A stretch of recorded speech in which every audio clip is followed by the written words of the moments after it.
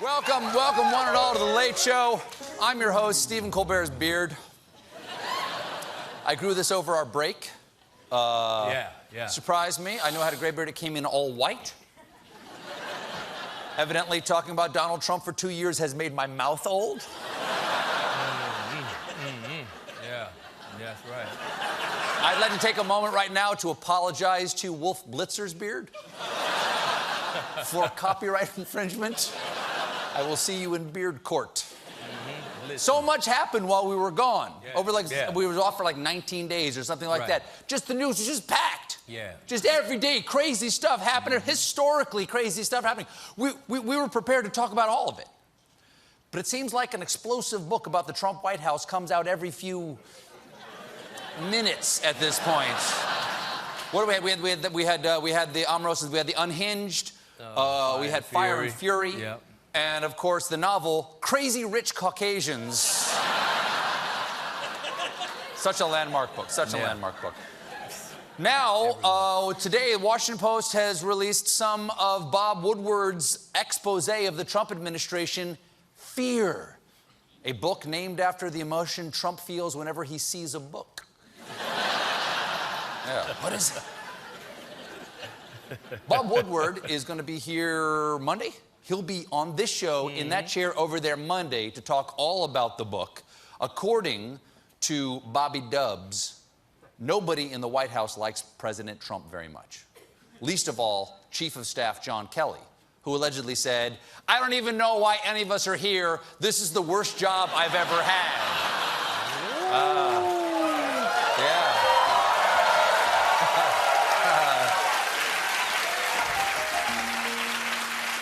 It won't be the worst job forever, General. Your worst job will be explaining to your grandkids why you worked for the big orange baby cager.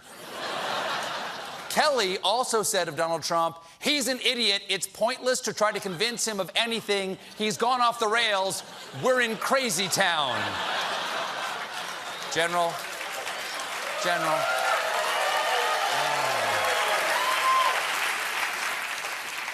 General, isn't Crazytown really in here, where your brain is?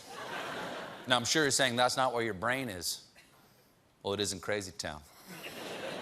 But it's a good thing that Kelly hasn't quit, because Trump doesn't seem to know much about the military.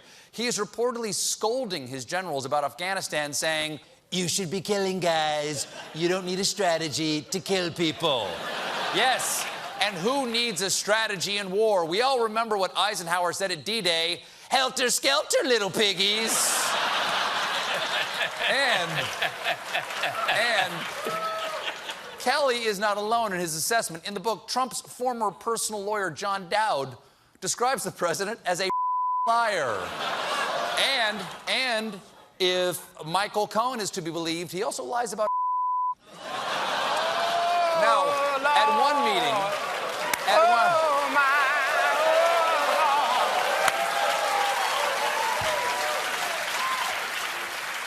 At one meeting, Secretary of Defense Jim Mattis struggled to convince the president to keep troops in South Korea. Afterwards, Mattis told associates that the president acted like and had the understanding of a 5th or 6th grader.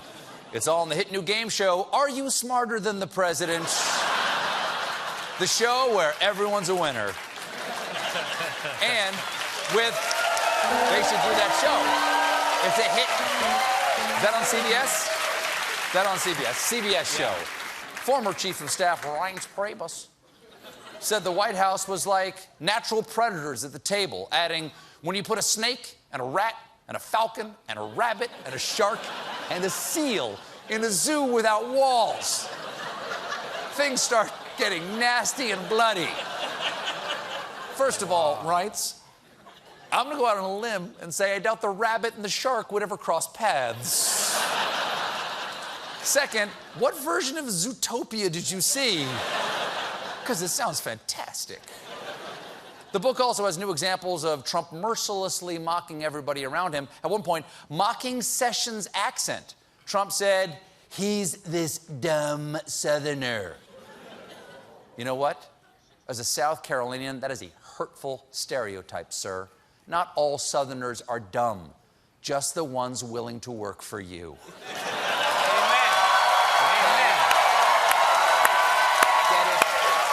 Right? Amen. Southerners are smart. Southerners got brains. Amen. Okay? It's up here. Brains. Brains right here? Brains. Yeah. The book also details how proud Trump is of his tweeting. When Twitter doubled its character count to 280, he said, "It's a bit of a shame because I was the Ernest Hemingway of 140 characters." He truly was. Who can forget his tweet? "The sun also rises, should only set, Earth laughing at it, getting sunlight for free, I will change." And the book says that earlier this year, Trump's former lawyer, John Dowd, gave him a practice interview for the one he might have with Mueller, which Trump failed.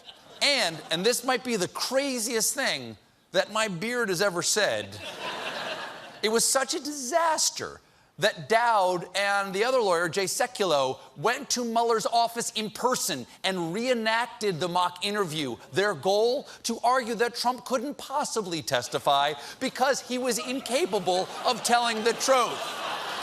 Those are his lawyers trying to help him not go to jail. Your Honor, my client could easily take the stand and say he never killed anyone, but if we let him in here, he will kill everyone. Meanwhile, again, they work for him. Meanwhile, today, Senate hearings began for Supreme Court nominee and man who is too white to wear after Labor Day, Brett Kavanaugh. And the day was contentious from the start because, over the weekend, the White House withheld 100,000 pages of Kavanaugh's records concerning his time as a lawyer in the George W. Bush administration. Of course, those were back in the aughts. So I assume they say, "Dear George W. Bush, who is the president, I just downloaded High School Musical MP3s on Napster to put on my first-generation iPod. Let's have a flash mob later about online poker. Anyway, live strong bracelets, am I right? Also, torture is cool. Sincerely, Brett Kavanaugh." It's a long note. Yeah, can't forget about It's a pretty Napster. long note. Yeah, he wrote a lot. The Democrats have cried foul. So late last night, they turned over 42,000 pages of documents. Oh, come on! They did this on the night of Labor Day? No one's going to read 42,000 pages of legal documents during the last precious hours of summer. Okay? They're going to drink a bunch of Mount Gay rum to stave off a panic attack about going back to work, I am told. I can't relate. Now, the hearings are being headed by Senate Judiciary Committee Chairman and ghost of Chuck Grassley, Chuck Grassley. And things went really smoothly for the first 3 seconds, because here's what happened when Grassley tried to welcome Kavanaugh. I welcome everyone to this confirmation hearing on the nomination of Mr. Chairman. Brett Kavanaugh Mr. Chairman. to serve as Associate Justice. Mr. Chairman, I'd like to be recognized for a question before we proceed. The committee received just last night, less than 15 hours ago, 42,000 pages of documents that we have not had an opportunity to review or read or analyze. You're out of order. I'll proceed. Mr. Chairman, I agree with my colleague, Senator Harris. Mr. Chairman, we received 42,000 documents that we haven't been able to review last night, and we believe this hearing should be postponed. I know this is an exciting day for all of you here. And once all the shouting stops about advice and consent, we will have fun, because that's what this is, the Kavanaugh Family Fun Day. Now let's all go roast marshmallows over the burning document pit.